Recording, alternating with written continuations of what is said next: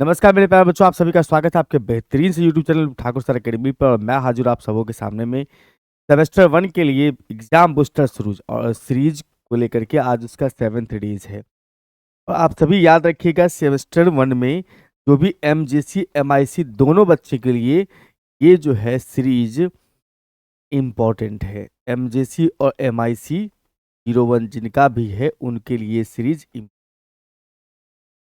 ऐसा बिल्कुल नहीं कि एमजेसी का अलग और एमआईसी का अलग। आज हम लोग सब्जेक्टिव सीरीज कवर अप करेंगे। सब्जेक्टिव सीरीज में हम लोग आज डिस्कस करेंगे हायर ट्रिगोनोमेट्री को। इसको डिस्कस करेंगे सर, हायर ट्रिगोनोमेट्री को। हायर ट्रिगोनोमेट्री आपके यूनिट 1 में है, एमआईसी में और एमजेसी दोनों के यूनिट 1 में है। चलिए स्टार्ट करते हैं। और स्टार्ट करने से पहले आप सभी को बताते चले कि मेरा प्यारा सा ऐप है। आप प्ले स्टोर पर जाएंगे, हमारे प्यारे से ऐप ठाकुर सर अकेडमी को डाउनलोड करेंगे। जिस नाम से हमारा यूट्यूब चैनल है उसी नाम से हमारा ऐप भी है। इस ऐप के ऊपर में आपको जो है 11th 12th जेई बीएससी और सीयूटी के courses live and record format में दिखाई देंगे। आप चाहे तो इस कोर्स से जुड़ करके अपने पढ़ाई को और बेहतर बना सकते हैं। हर कोर्स के अंदर में डेमो लेक्चर्स अवेलेबल हैं। आप चाहो तो डेमो लेक्चर पहले चेकआउट कर लो, उसके बाद जुड़ सकते हैं हमसे। कभी भी चैट कर सकते हैं टीचर्स के साथ। किसी भी कोर्स में आप इनरोल है, उस कोर्स के अंदर में जो भी आपके गाइड है, आपके टीचर है, आपको कभी भी किसी भी तरह की क्वेरी हो तो उसका जवाब दे सकते हैं। अपने मित्रों के साथ डिस्कस कर सकते हैं। डाउट कॉर्नर भी अवेलेबल है ऐप के अंदर में। और यूट्यूब पे जितनी भी क्लासेस चलती है उस सब का पीडीएफ आपको फ्री में मिलेगा। सिलेबस फ्री ऑफ कॉस्ट में, पीवाईक्यू फ्री ऑफ कॉस्ट में देखने को मिलेगा। किसी भी तरह की असुविधा हो रही हो तो हमारे हेल्पलाइन नंबर 9155545177 पे कॉल या व्हाट्सअप कर सकते हैं। शुरुआत करते हैं सर हायर ट्रिगोनोमेट्री के सबसे पहले क्वेश्चन पे, जिसमें कहा गया है कि सर एक्सप्लेन करिए polar representation of complex number, यानी कि polar form of a complex number को यहाँ पर एक्सप्लेन करना है। तो चलिए शुरुआत करते हैं। सबसे पहले हम लोग z इज इक्वल टू में x प्लस में आयोटा y एक कम्प्लेक्स नंबर कंसीडर कर लिए।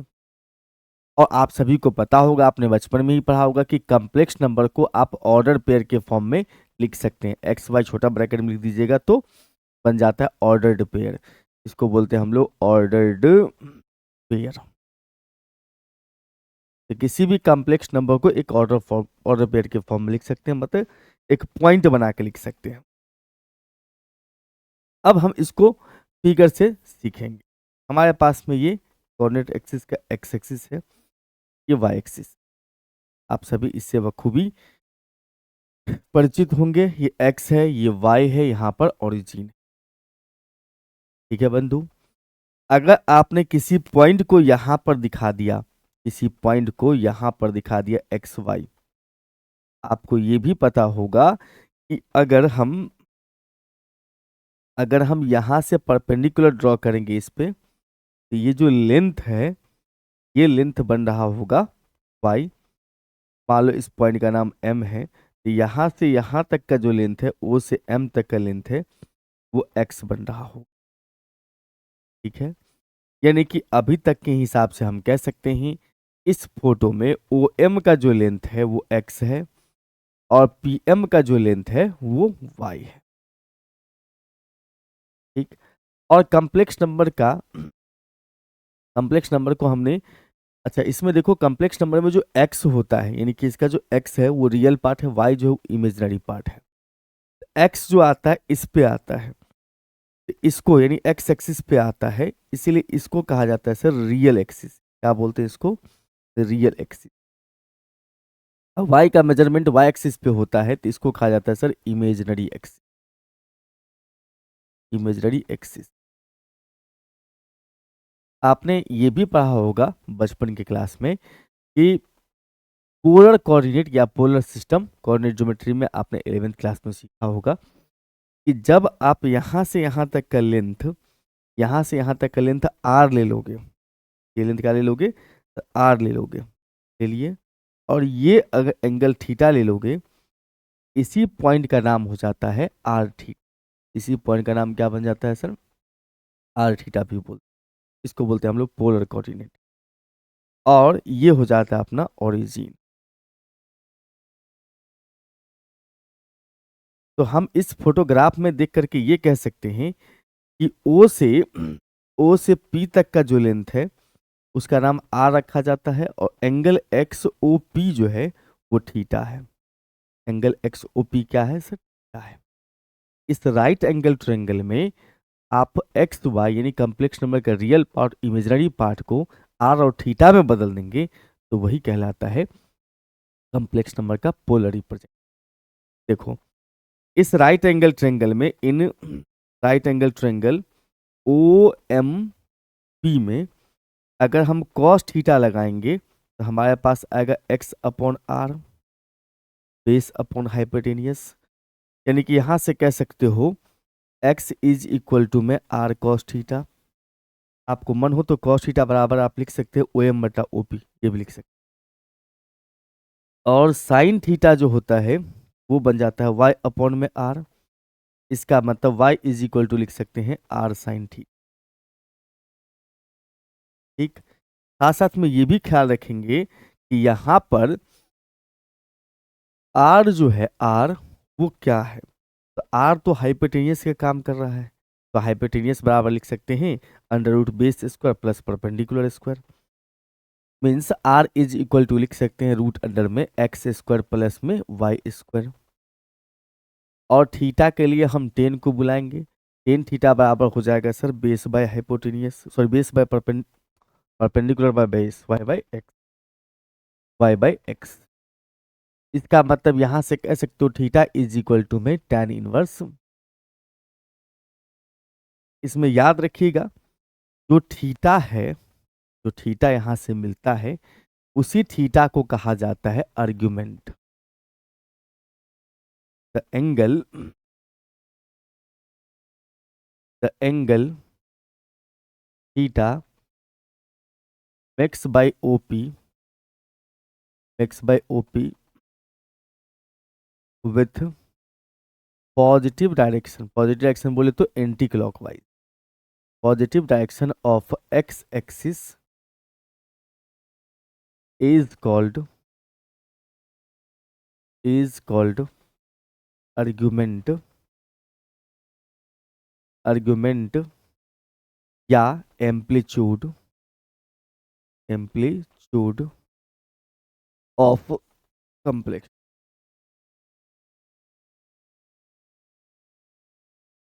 यानी थीटा जो होता है उसको आर्ग्यूमेंट या एम्पलीट्यूड कहते हैं। हम यहां से ये कह सकते हैं sir it is denoted by, इसको हम लोग डिनोट करते हैं, इससे नोट करते हैं sir argument of A R G Z या फिर ए एम पी।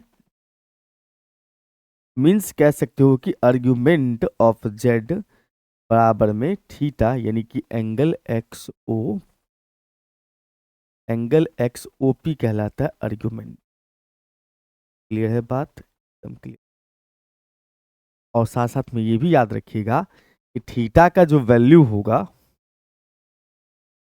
थीटा का वैल्यू अगर 0 से ग्रेटर इक्वल टू होता है, 2 पाई से लेस देन होता है, तो कहते हैं हम लोग जनरल आर्ग्यूमेंट। ठीक, और अगर अगर थीटा का वैल्यू माइनस पाई से बड़ा होता है, प्लस पाई से लेस देन इक्वल टू होता है, इसको कहा जाता है प्रिंसिपल आर्ग्यूमेंट। Principal argument. ठीक, प्रिंसिपल आर्ग्यूमेंट वाली बात आपको समझ में आ गया।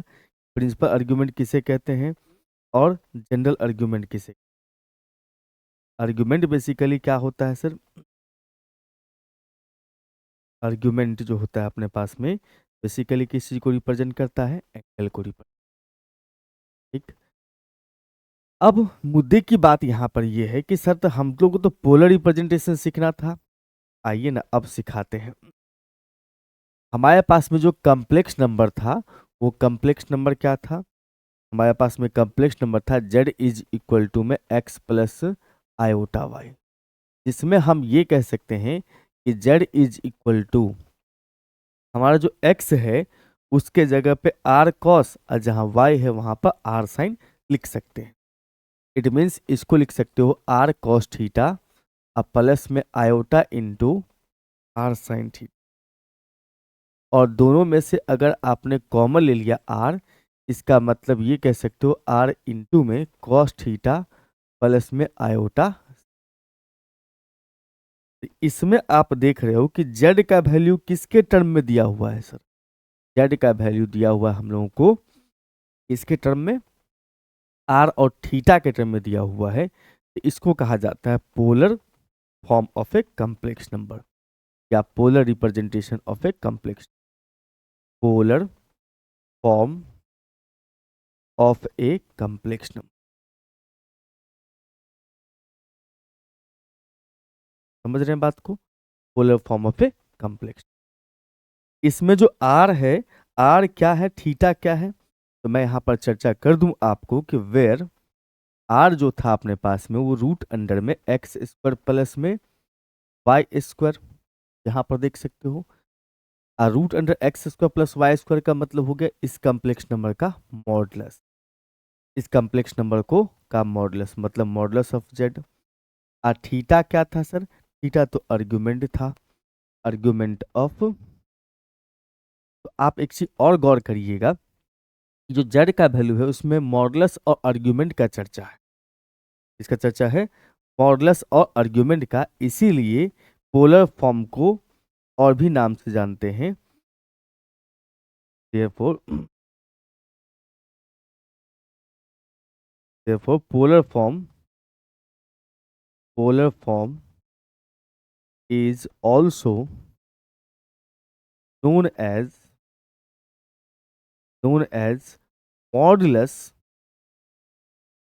modulus argument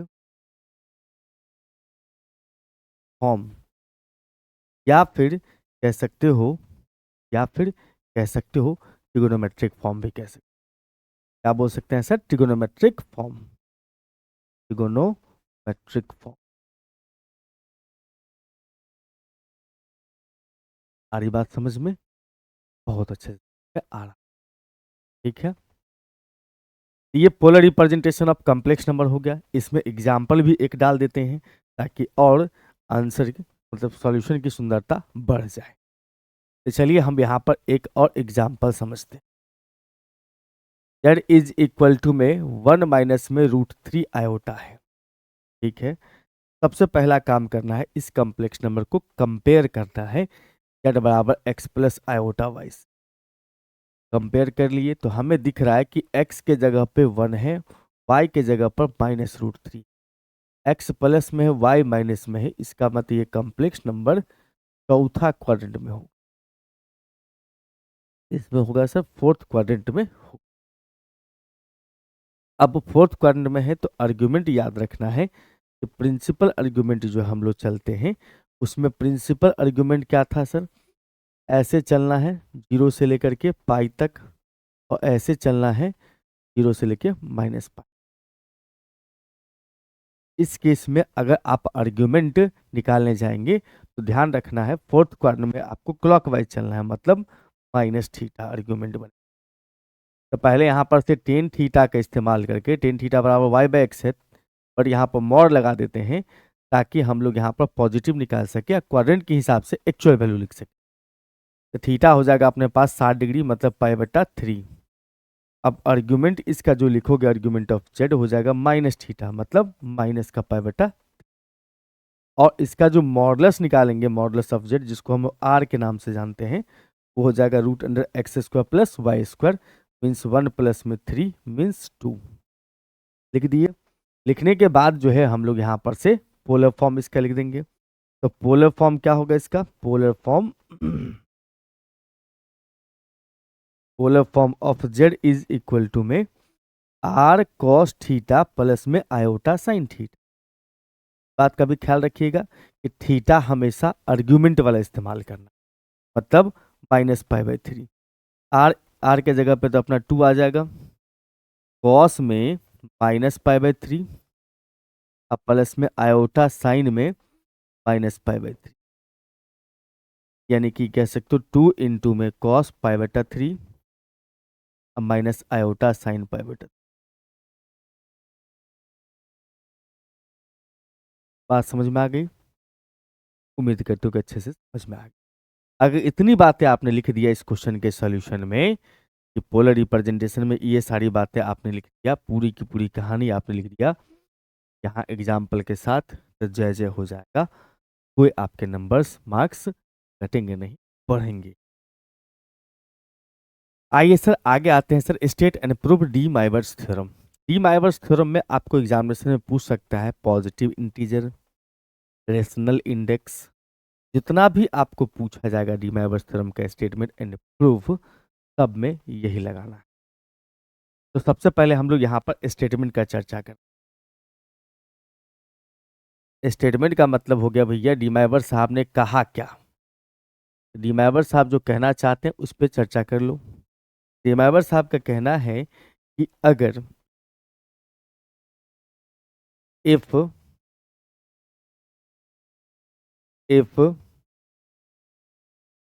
n is any integer, any integer बोले तो यहाँ पर पॉजिटिव या निगेटिव कोई भी चलेगा, any integer, then cos theta plus में आयोटा साइन थीटा का power n is equal to में cos n theta plus iota sine n theta.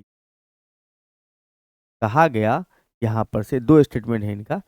एक स्टेटमेंट तो ये है कि n अगर कोई भी इंटीजर हो, या तो पॉजिटिव हो चाहे निगेटिव इंटीजर हो, तो कॉस प्लस आयोटा साइन का पावर n होगा, तो cos n theta plus iota sine n theta लिख सकते हैं। इट मीन्स ये हुआ कि पावर को आप एंगल के मल्टीप्लाई में लिख सकते हैं, नो इशू। एक दूसरा है जो पावर था वो एंगल के मल्टीप्लाई में चला गया पहला केस में। दूसरा है n is any fraction. Any fraction का मतलब हो गया कि पॉजिटिव निगेटिव में कोई भी फ्रैक्शन होगा, then one value of cos theta plus में आयोटा साइन थीटा का power n is equal to में cos n theta plus iota sine n। मतलब फ्रैक्शन पावर है तो उसका बहुत सारा वैल्यू पॉसिबल है, जिसमें से एक वैल्यू, कम से कम एक वैल्यू जो है जरूर होगा cos n theta plus iota sine n theta. मतलब पावर एंगल के मल्टीप्लाई में जाने के बाद जो आता है वो। ठीक, अब करते हैं इसका हम लोग प्रूफ। याद रखना है एग्जाम में आपको स्टेटमेंट खुद से ही लिखना पड़ेगा, खुद आना खास था। अगर आपको ऊपर वाला लिख दिया है, खुद से कहा भाई प्रूफ करो, De Moivre's theorem state and proof नहीं लिख कर इस तरह के प्रूफ करो, n is any positive integer, या n इज एनी इंटीजर, या n is any rational number, then पहला केस दूसरा केस प्रूफ करो। लिख दिया तब तो कोई बात ही नहीं है। नहीं, अगर स्टेट एंड प्रूफ लिखा हुआ डीमाइवर्स थ्योरम तो आपको स्टेटमेंट भी याद रखने हैं, आप प्रूफ तो आपको करना ही करना। तो यहाँ पर हम लोग जो है तीन तरह का केस बनाएंगे। सबसे पहला केस कि n जो है वो पॉजिटिव इंटीजर हो तब, दूसरा जब n कैसा हो निगेटिव इंटीजर हो तब, और तीसरा जब n फ्रैक्शन। तो आते हैं सर सबसे पहला केस में, जब n पॉजिटिव इंटीजर हो। n जब पॉजिटिव इंटीजर है इट मीन्स आपको यहाँ पर ये लेके चलना है कि n का वैल्यू जो है वो 1 2 3 4 5 कोई भी नंबर हो सकता है। इसको प्रूफ करने का तरीका थोड़ा सा ध्यान रखना है शुरू में। इसको जनरली हम लोग लगाते हैं cos theta 1 plus iota sine theta 1 into में कॉस थीटा 2 इंटू में कॉस थीटा 2 प्लस में आयोटा साइन थीटा 2। मतलब सिंपल मल्टीप्लिकेशन से शुरू होता कार्यक्रम, बाद में इसको पावर में कन्वर्ट। सिंपल दो अलग अलग पोलर फॉर्म के मल्टीप्लिकेशन से शुरू होता कार्यक्रम, और बाद में इसको हम लोग प्रूफ करते हैं किसमें, पावर के फॉर्म। चलो मल्टीप्लाई करोगे यहाँ पर से, तो कॉस थीटा 1 से दोनों का मल्टीप्लाई करेंगे, तो cos theta 1 into cos theta 2 अब फिर प्लस में आयोटा इंटू में कॉस थीटा 1 इंटू में साइन थीटा 2, फिर प्लस में iota sine theta 1, iota sine theta 1 into में कॉस थीटा 2, फिर iota into iota, iota square तो माइनस साइन थीटा 1 इंटू में साइन थीटा 2। आ गई बात समझ में? बहुत बड़ी। अब आप देख पा रहे होंगे मेरे ख्याल से कि ये दोनों भाई साहब जो है ये दोनों बिना आयोटा वाला है। अगर बिना आयोटा का है इट मीन्स हम ये कह सकते हैं कि दोनों को साथ रख लो, रियल है, दोनों को साथ कर लो। इसका मतलब cos theta 1 into cos theta 2 अब minus sign theta 1 into sine theta 2 और उसके बाद प्लस में आयोटा कॉमन ले लेंगे तो sine theta 1 into cos theta 2 अब फिर plus cos theta 1 into sine theta 2, cos theta 1 into sine theta 2 है। इसका मतलब हम कह सकते हैं यहाँ पर cos A cos B minus sign A sine B, cos A plus B का फॉर्मूला पे चला गया। इट मीन्स कह सकते हो कॉस थीटा 1 प्लस थीटा 2 अब प्लस में iota into sine A cos A sine B आ गया। मतलब साइन ए प्लस बी का formula sine theta 1 plus theta 2 है ना। बिल्कुल, ये हो गया दो कम्प्लेक्स नंबर के पोलर फॉर्म का प्रोडक्ट कि जब मल्टीप्लाई करते हो तो एंगल ऐड हो जाता। अगर इसी प्रकार से अगर हम तीन कम्प्लेक्स नंबर को मल्टीप्लाई करें cos theta 1 plus iota sine theta 1 into cos theta 2 plus में आयोटा साइन थीटा 2 फिर इंटू में कॉस थीटा 3 प्लस में आयोटा साइन थीटा 3। जब तक तीन कम्प्लेक्स नंबर को मल्टीप्लाई करेंगे तो क्या सीन? तो फर्स्ट सेकंड को तो मल्टीप्लाई हम लोग कर ही चुके हैं इस दोनों को। इस दोनों को मल्टीप्लाई करने पर आया था हमारे पास में कॉस थीटा 1 प्लस थीटा 2 अब प्लस आयोटा इंटू में साइन थीटा 1 अब प्लस थीटा 2। इसके इंटू में आ जाएगा अपने पास में ये भाई साहब,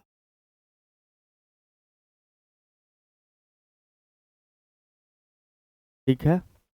अब इसको मल्टीप्लाई करिए, फिर इसको मल्टीप्लाई करेंगे तो इसका मतलब हम जो है यहाँ पर कॉस थीटा 1 प्लस थीटा 2 से मल्टीप्लाई करेंगे कॉस थीटा 3 को,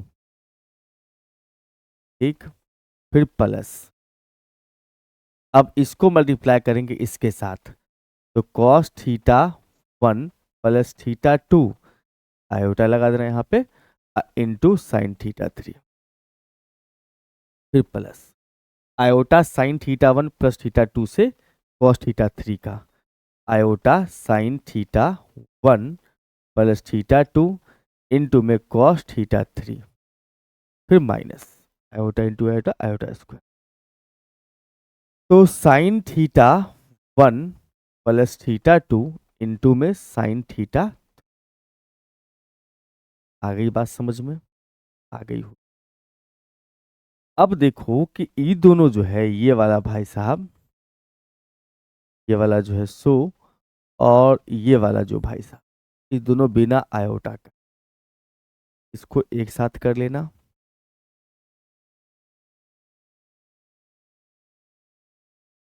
अब फिर प्लस में आयोटा कॉमन ले लिया, आयोटा कॉमन ले लिया है और इस दोनों को साथ कर लेना। इसको किसको?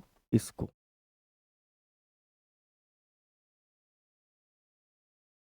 और साथ में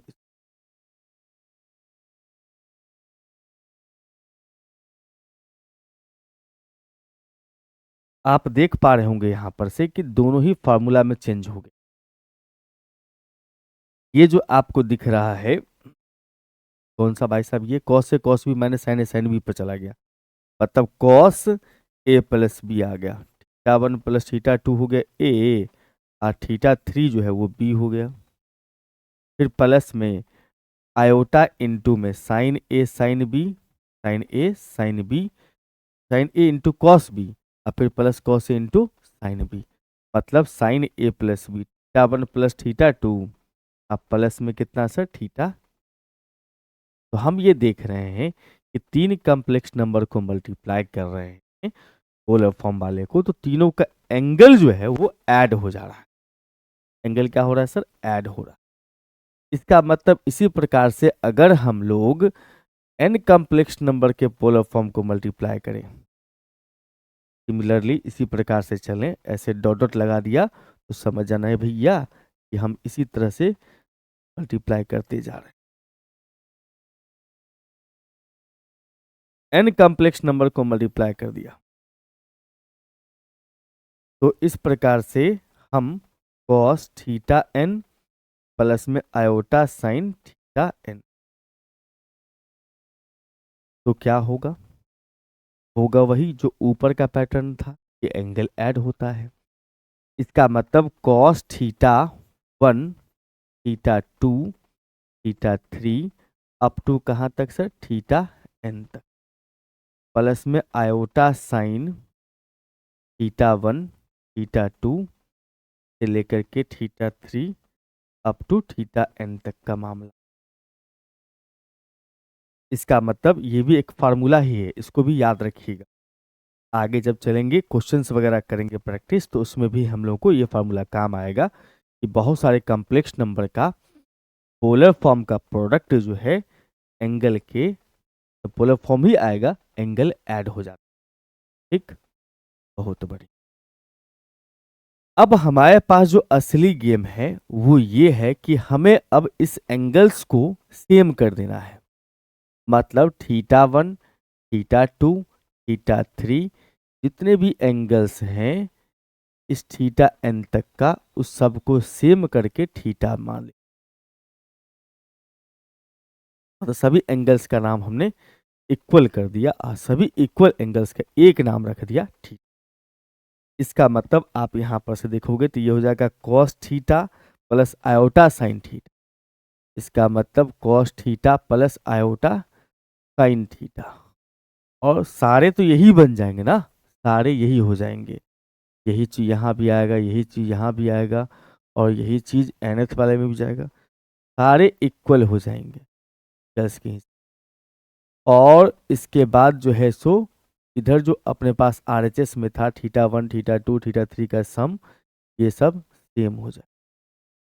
और फिर प्लस में आयोटा साइन, ये एंगल्स का सम सेम हो जाएगा। है ना। अब ये बताओ कि ऊपर में जो लिखा है ये वाला भाई साहब, वो तो सब सेम ही है, सब सेम है। इसका मतलब एन टर्म्स तक आया गया है ना। हाँ जी सर, थीटा वन से लेकर थीटा एन तक एन टर्म्स तक गया है, एंगल्स को जोड़ देना है। इसका मतलब cos theta plus iota sine theta का power n is equal to में cos n theta plus iota sine cos n theta plus iota sine n theta. थीटा को एन टर्म्स तक जोड़ेंगे, एन थीटा बन जाए। सेम एंगल को n terms तक जोड़ेंगे, जैसे एक्स को हम 3 बार जोड़ेंगे, x plus x plus x 3x, theta plus theta n terms तक, तो एन थीटा। समझ में आ गया बात। ये हो गया जब एन पॉजिटिव इंटीजर है तब। अब बात करते हैं कि जब एन निगेटिव हो, एन निगेटिव इंटीजर होगा तब। एन अगर निगेटिव इंटीजर होगा तो फिर हम लोग कैसे कार्यक्रम शुरू करते। तो हमने यहां पर से एन बराबर मान लिया सर, मान लिया कि एन बराबर जो है वो माइनस का एम है, जहां पर एम क्या है, पॉजिटिव इंटीजर। क्योंकि देखो एम अगर पॉजिटिव होगा, एम अगर पॉजिटिव होगा तो माइनस लगा के बैठा है, इसका मतलब वो निगेटिव है। तो हम यहां पर से cos theta plus iota sine theta के पावर एन को लिख सकते हैं cos cos theta plus iota sine theta का पावर माइनस। ठीक, और हम इस माइनस पावर को पॉजिटिव करने के लिए नीचे ला के लिख देते, means 1/cos theta plus iota sine theta का पावर जो है m हो जाएगा। और हमने तो पढ़ लिया है ना कि जब पावर पॉजिटिव इंटीजर हो तो एंगल के मल्टीप्लाई में जाता है। m क्या था सर? m तो पॉजिटिव था तो एंगल के मल्टीप्लाई में चला जाएगा। इट मीन्स 1 हो जाएगा cos m theta plus iota sign m theta. और उसके बाद फिर इसको लेके आते हैं इधर।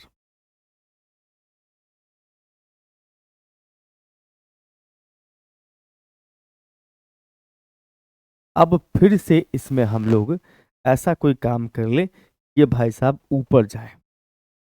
उसके लिए आपको क्या करना है, इसके कंजुगेट से मल्टीप्लाई डिवाइड करना।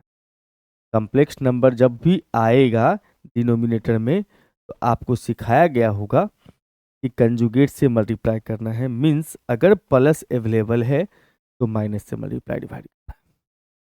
ठीक, तो ऊपर हो जाएगा अपने पास में cos n theta minus iota sine m theta.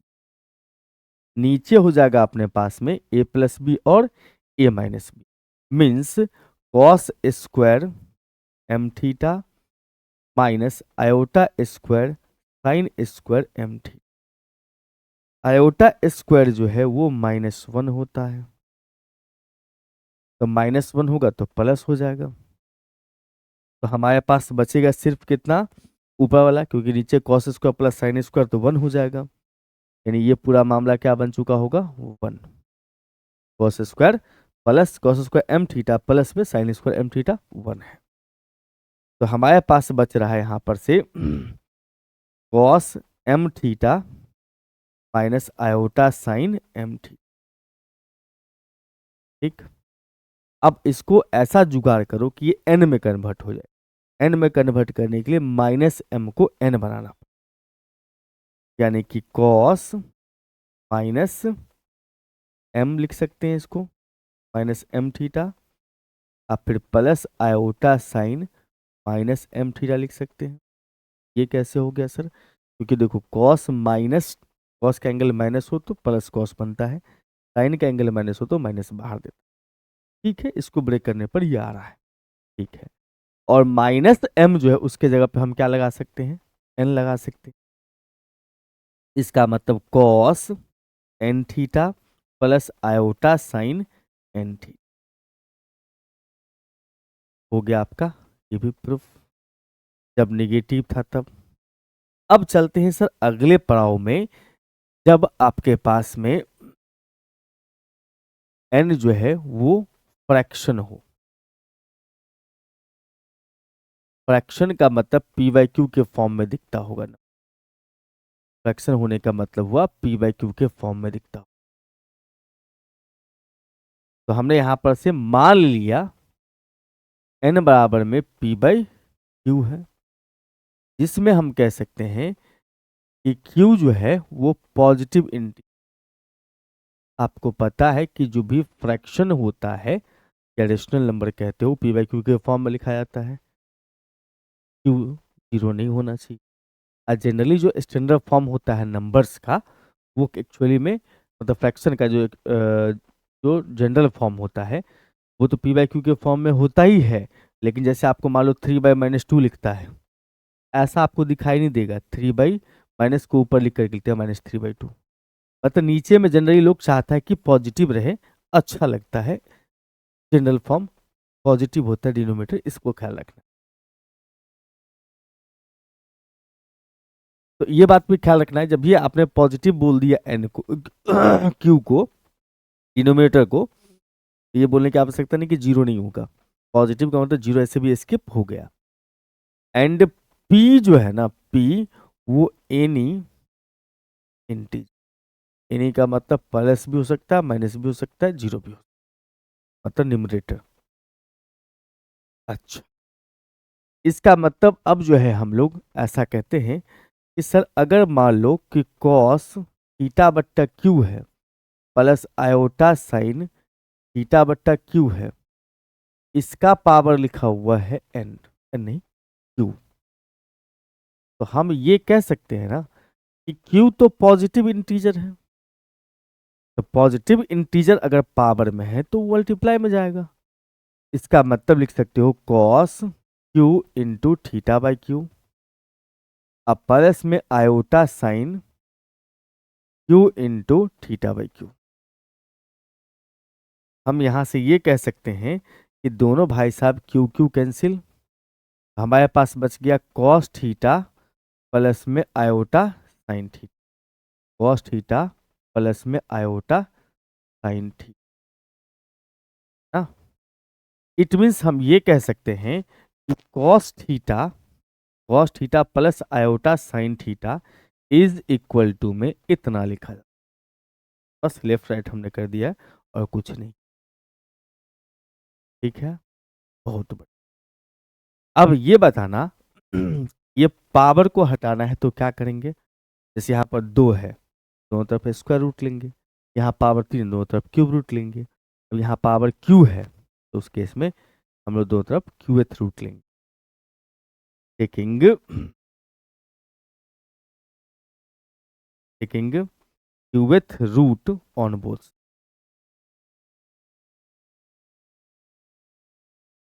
दोनों तरफ क्यूएथ पावर डाल देते। जैसे दोनों तरफ क्यूएथ पावर डाल देंगे, इसका मतलब हो गया भैया क्यूएथ रूट डाल दिए, इसका मतलब 1/q पावर कर दिए। अब 1/q का मतलब फ्रैक्शन पावर, फ्रैक्शन पावर का मतलब एक से ज्यादा वैल्यू। इसका मतलब लिखा जाएगा तब therefore 1 value of cos theta plus iota sine theta का power Q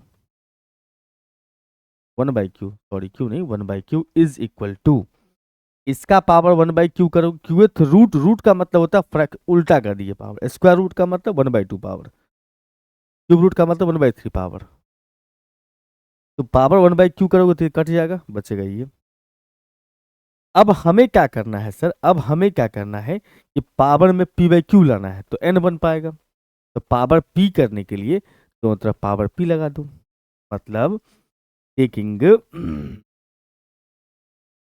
p, taking power p on both, power p on both, दोनों तरफ में हमने पावर p डाल दिया दोनों तरफ। तो हम यहां पर से कह पाएंगे सर कि पावर p डालोगे दोनों तरफ में तो डायरेक्ट तो यही लिखा जाएगा 1 value of cos theta plus में आयोटा साइन थीटा का पावर क्यू था पहले से, p पावर डाल रहे हैं तो p/q इज इक्वल टू में cos cos theta by q plus में iota sine theta by q, इसका पावर p। ठीक है, हाँ। तो ऐसा है ना भाई कि ये जो p है वो कोई भी इंटीजर हो सकता है। तो हमने ये भी पढ़ा है कि अगर कोई भी इंटीजर हो पॉजिटिव चाहे निगेटिव तो पावर एंगल के मल्टीप्लाई में जा सकती। इट मीन्स हम ये कह सकते हैं कि ये जो अपने पास में लिखा गया है, ये वाला जो भाई साहब है, ये p पावर अंदर चल जाएगा।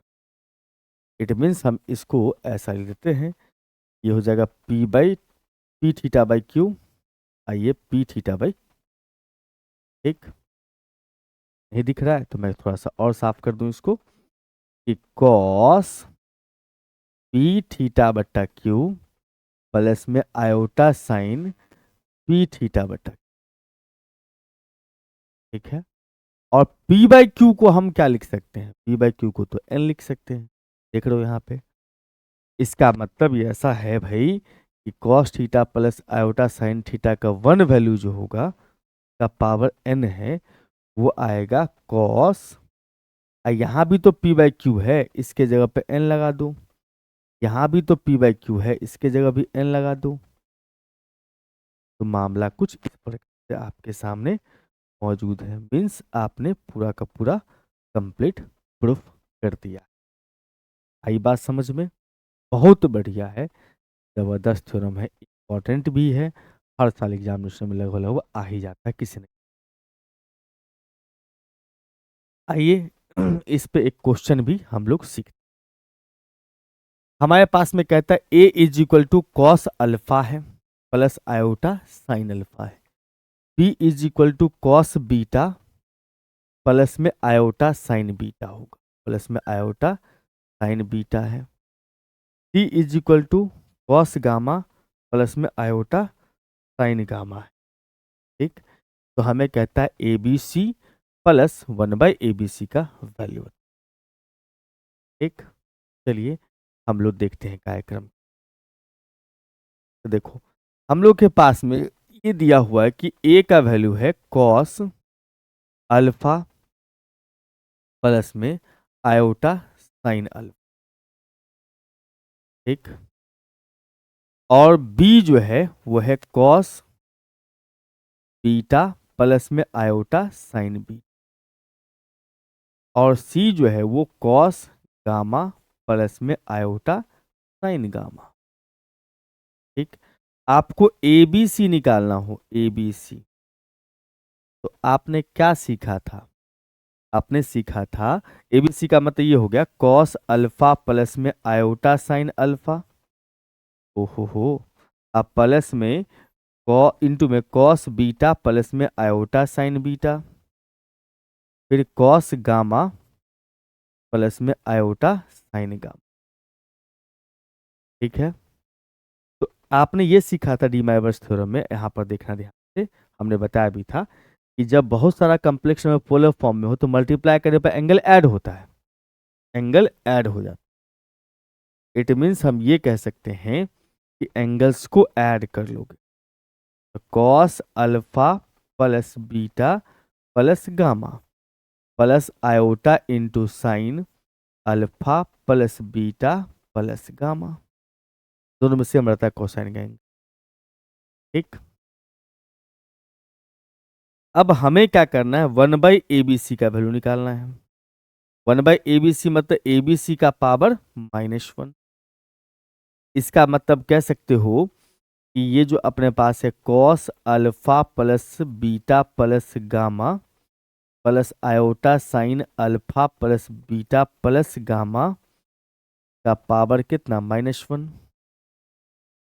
अब पावर जो है निगेटिव या पॉजिटिव फ्रैक्शन, निगेटिव या पॉजिटिव इंटीजर हो तो उस केस में एंगल के मल्टीप्लाई में जाता है। इसका मतलब कह सकते हो कि ये एंगल के मल्टीप्लाई में जाएगा, तो cos minus alpha plus beta plus gamma, अब प्लस में iota sine minus alpha plus beta plus gamma. इसका मतलब कह सकते हो यहां पर से minus cos minus theta cos theta, alpha plus beta plus gamma, इसका माइनस हो जाएगा sine theta sine alpha plus beta plus gamma, है ना। एंगल कॉस माइनस थीटा होगा तो cos theta, sine minus theta होगा तो माइनस साइन। अब आपको करने ये है कि इस दोनों को ऐड करना है, पूछ रहा था ना, देखो ना, ए बी सी अब प्लस 1/ABC, इट मीन्स यहां से कह सकते हैं ए बी सी जो अपने पास में वो है cos alpha plus beta plus gamma plus iota sine alpha plus beta plus gamma. ठीक, अब फिर प्लस में ये वाला भाई साहब पहुंचा दो 1/ABC का वैल्यू, तो cos alpha plus beta plus gamma minus iota sine alpha plus beta plus gamma, और ये दोनों भाई साहब कैंसिल होने के बाद आप यहां पर से कह सकते हो कि 2 times of cos alpha plus beta plus gamma होगा। ये हमारा फाइनल आंसर बन गया। आई बात समझ में? उम्मीद करता हूं कि चीजें आपको समझ में आ गया हो। और भी हम लोग क्वेश्चंस चर्चा करेंगे, लेकिन अगले, फिलहाल इस लेक्चर में इतना ही रखते हैं। हमेशा मुस्कुराते रहिए, खूब मन लगा के पढ़ते रहिए, और नए बच्चे जुड़ रहे तो इस चैनल को सब्सक्राइब जरूर कर लीजिएगा, और पीडीएफ चाहिए तो हमारे ऐप ठाकुर सर एकेडमी को जरूर जरूर डाउनलोड करिए। Thank you and bye bye.